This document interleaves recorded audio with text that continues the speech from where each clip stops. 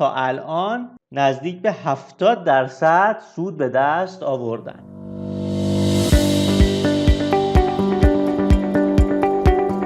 توی این پست میخوام بگم که چطوری در سهمایی که افتهای زیادی رو توی 2-3 ماه اخیر داشتن بتونید سیگنال های خیلی کم ریسکی رو بگیرید. برای این کار من میخوام از اسیلاتور RSI کمک بگیرم.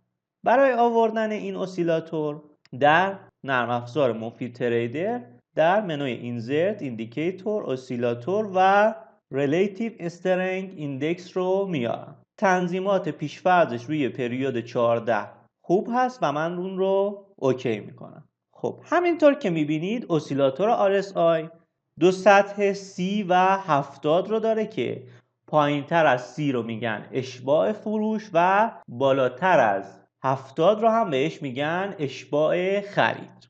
برای اینکه ما بتونیم سیگنال های کم ریسکی رو بگیریم باید سهم هایی رو پیدا کنیم که واگرایی کف رو داخلش میبینیم. مثلا اینجا توی سهم برکت همینطور که اینجا میبینید در قیمت حفره پایین تر از حفره قبلیش تشکیل شده، ولی در همون راستا در RSI حفره بالاتر از حفره قبلی تشکیل شده و RSIش هم همینطور که میبینید پایین تر از 30 هست که اینجا هشدار واگرایی کف رو بهمون داده. برای تایید این واگرایی باید خط روند نزولی در RSI رو به بالا شکسته بشه تا واگرایی کف تایید بشه. همینطور که اینجا میبینید در سهم برکت بعد از این واگرایی دقیقاً در قیمت 1350 تومان این واگرایی تایید شده و کسانی که به کمک این واگرایی وارد معامله شدن تا الان نزدیک به 70% سود به دست آوردن. پس چی شد اینجا؟ در RSI حفره بالای حفره تشکیل میشه و در همون راستا در قیمت حفره زیر حفره قبلی تشکیل میشه و حواستون هم باشه که باید حفره ها در محدوده RSI 30 تشکیل بشه.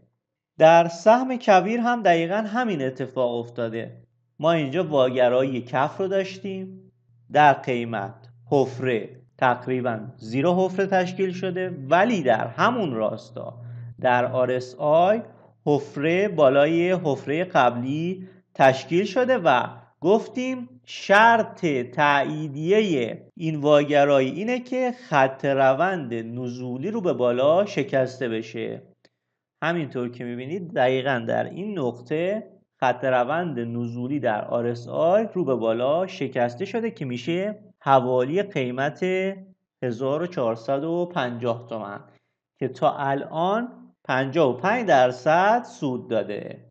الان توی خیلی از سهم‌ها هستن که شما میتونید داخلشون واگرایی کف رو مشاهده کنید و زمانی که این واگرایی تایید شد و خط روند نزولی RSI رو به بالا شکسته شد شما میتونید با ریسک خیلی کمتری وارد معامله بشید. دوستان هر سوالی رو هم دارید حتما زیر همین پست کامنت کنید.